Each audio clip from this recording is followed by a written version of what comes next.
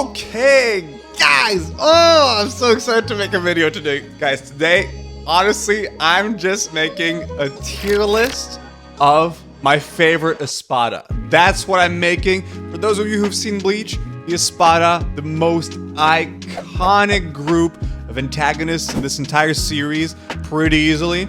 And today, I am making simply the best online tier list of the ESPADA in Bleach. Let's do this. Okay, by the way, totally my opinion, not at all objective, super subjective. I am purely, and when I say purely, is I'm not gonna analyze their narrative, how three-dimensional they are. I am going by the cool factor only. I'm going by how memorable they are. Do they look cool? Do they have cool skills? Do they smack? That's what I want. I want characters that smack. Okay. So let's start. There's only a few of them. There is maybe a couple more that you didn't expect there, but all the usual suspects are there. Okay. I have my glass of water. Super important. Woo! I have my little mint. I'm gonna take my little mint. Bam. Let's go. Okay, let's start off with number 10. Obviously, there's gonna be spoilers. But yeah, if you haven't seen Bleach, don't watch this tier list because it's gonna spoil the hell out of you. Okay? ESPADA number 10, Yami, who also happened to become ESPADA number 0, right? So I'm gonna judge him based on that and also the other thing.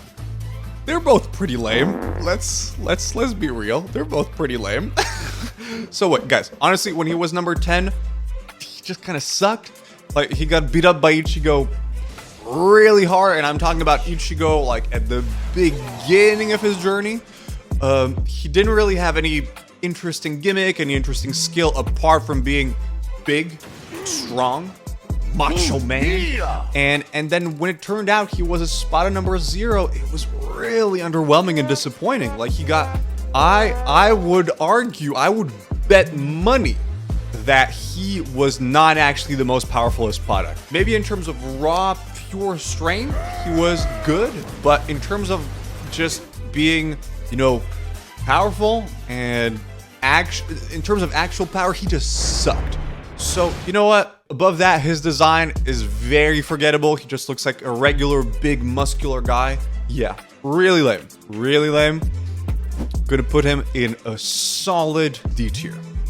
D tier.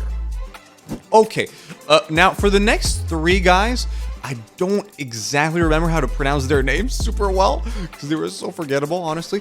But I think this one was number 7. Okay, so I think the number 9 was the pink hair dude, and his name was Sayalaporo, something like that. Sayalaporo. That was the first time we saw a really awesome duel, in the sense that we saw Mayuri for the first time, and it was, I think it was one of the only duels in Bleach where it was kind of like this crazy scientist against another crazy scientist. So it made for a really unusual and really iconic duel in the Bleach series. His power was super unusual, honestly. His design was, I didn't love it. It wasn't very interesting.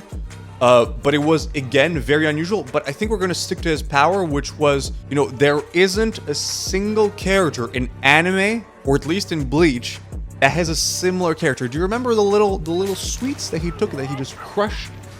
Like, bam, and it would just break your organs? That was really cool. That was really iconic, and I enjoyed him. He was really good. I'm going to give him a B tier. Because he was a pretty easy enemy, but really memorable. Yeah, super memorable, honestly.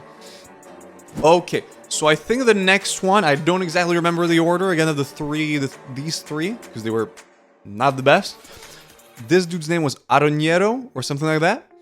And his battle with Rukia wasn't great. We got to see her old mentor, and he was one, I believe, I think it was the only ESPADA who was there, not because of like his pure strength or something else. I don't remember. But yeah, I mean, he had a very like terrifying design. His transformation into Rukia's old sensei was really disgusting, like genuinely yuck. Blech. And the fight was really memorable. Honestly, it was one of these fights that it was so gross that you just remember it for just like what it was. And symbolically, it was very cool because you got to see the sly manipulation behind the ESPADA, or at least behind that dude. You could really see like his character behind his fight. You can really see his character in his design with the sort of two faces. A really memorable fight and a really memorable character design. I know I said at the beginning that it was kind of lame, but actually now thinking back at it, it was pretty decent. So I'm gonna put him in the same tier as that dude, which is solid B tier. Okay, now Zomari, I think that was his name, Zomari, who fought against Byakuya, and I just remember that dude shit-talking Byakuya like really hard until he got just stomped.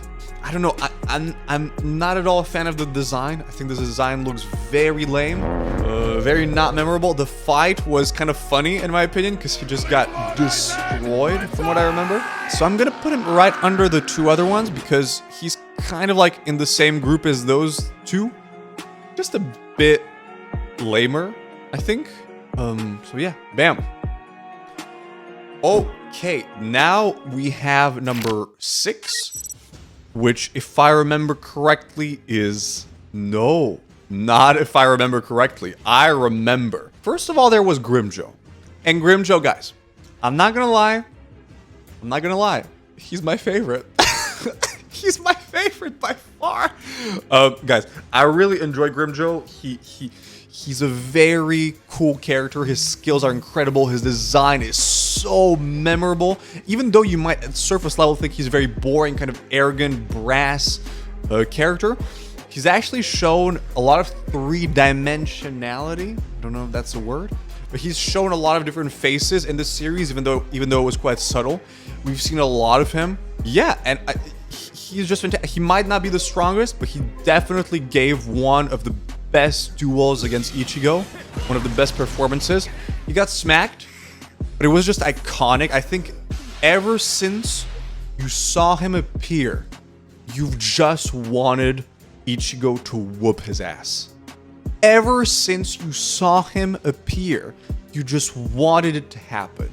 And I think in terms of design, he's just unbeatable. I think there are some of them that come close, but I think he's the best. So I'm going to give him an S tier. He's my favorite. I might be biased. Do I care? No. Okay. Next. Oh, yeah. We got... So, Nell, who was... Oh, no. Wait. Never mind. No. I think at some point this dude called Loopy or Floofy, Loopy, Bamboozled? I don't know. Jonathan, he replaces Grimmjow at some point. And, yeah, his power was just really lame. He just got a bunch of tentacles. He got smacked. Yeah, I think everything was kind of lame about this character. I have no clue how he got to number 6 instead of Grimmjow. Yeah, solid D tier. Solid D tier. Honestly, why were you there? And then Grimmjow killed him. I'm pretty sure Grimmjow just smacked him when he got his arm back. So, next, we have Noitora, or I don't exactly remember how you pronounce his name. I think it's Noitora. And yeah, I think it's hard. I think he had a decent design. He had a decent story. I don't particularly love him. He kind of got smacked by Zaraki, and yeah, not great. But out of everyone else except for Grimmjow, he does have my favorite design. And I feel a bit sad about that because I'm halfway through, and yeah. Okay, A tier. Screw that. Bam. I put A tier, a character that I don't even like that much. Bam. Stark, I think, is a very complicated one. I think his design is exceptional. His story is extremely cool. The fact that everyone was expecting him to do so well, but the fact is, he didn't. He really kind of got destroyed. He didn't do well at all, from what I remember. But that's kind of in theme, right? Because he kind of represents laziness, sloth, and it's very telling that he was the most powerful big brackets, those, whatever they're called. It's very telling that he was meant to be the most powerful or one of the most powerful Espada, but he did very poorly because he represented Sloth. So thematically, it works extremely well. I'm going to give him an S tier or low because he's personally not my favorite just because of the fact he kind of didn't do very well. And by the way, I was meant to do everything in order. I know I didn't because I just jumped from like Noitora to Stark. So yeah, just keep that in mind. Okay, next we have Nell, who is one of the 2 surviving Espada with Grimjo. And what can I say? Her design is fantastic. The story behind how she became a child is fantastic, phenomenal. Yeah, she was probably 99% of the people who watch Bleach probably had a crush on her. I'm ready to assume. Apart from, jokes aside, apart from that, character is fantastic. Aesthetically very cool. Skills very cool. Transformation exceptional. Story exceptional. Everything. Nell, you're the GOAT. Literally, because she's like a horse or something, isn't she? Bam. S tier. Okay, next we got Ulquiorra. And guys, Ulquiorra, easy S tier. Easy S tier. I'm going to put him right under Grinjo because I do prefer Grinjo a bit more, but Ulquiorra, in terms of writing, is just phenomenal. I mean, he used to be my favorite character when I was a kid because he looked cool. And I don't know, I kind of vibed with that emo vibe a little. And then when I became older, I sort of started disliking him a bit more. And now, as I'm an adult, he has become an exceptional character to me again because the writing is just incredible with him. You see so many, even though he's always like a poker face, you always see different sides of his personality, how he's basically a child who's sort of never experienced the world and sort of learning things, even though he is extremely stoic. So not so much for the design and the skills, even though those are exceptional, but the writing is there. Okay? Next, we have Halibel, or I'm not sure how you pronounce her name. I think it's Halibel, something like that. I think her design is really cool. We don't really know much about her.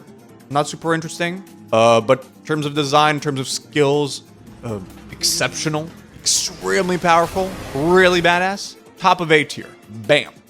And then Baragan, yeah, I feel kind of sad for this character. He got overthrown by Aizen pretty hard. He has very cool, unusual skills. That's what makes him cool, is that his skills are very unusual.